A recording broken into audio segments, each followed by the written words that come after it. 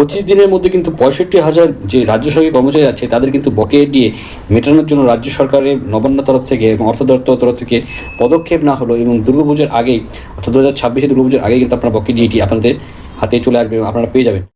নগর সদস্যবৃন্দ তথা হালি শহরে মমতা বন্দ্যোপাধ্যায় যাওয়াতে মমতা বন্দ্যোপাধ্যায় গাড়ি লক্ষ্য করে ইট পাথর এবং কাদা ছুঁড়ে মারা হয় এবং প্রাক্তন মুখ্যমন্ত্রী মমতা বন্দ্যোপাধ্যায়কে চোর স্লোগান উঠল প্রাক্তন মুখ্যমন্ত্রী মমতা বন্দ্যোপাধ্যায়ের বিরুদ্ধে। ধন্যবাদ। নমস্কার দর্শকবৃন্দ, অনেকেই কিন্তু আগস্ট মাসে কিন্তু অন্নপূর্ণা ভাণ্ডারে 3,000 টাকা ঢোকেনি, তো তাদের কোনো চিন্তা করতে হবে না।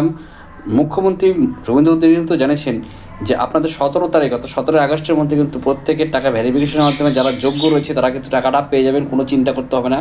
কিছু কিছু বই আমি রিকমেন্ড করে দিচ্ছি, এখানে সুন্দর সুন্দর গল্পের বইগুলো রয়েছে। রবীন্দ্রনাথ, শরৎচন্দ্র চট্টোপাধ্যায় এবং অন্যান্য মহাকবি যেগুলি বাংলার মহাকবিগুলো রয়েছেন তাদের কিন্তু সুন্দর সুন্দর কিন্তু আমি সেই বইগুলো দিয়ে দিচ্ছি, আপনারা লিঙ্কে ক্লিক করে বইগুলো কিনে পড়তে পারেন। ধন্যবাদ।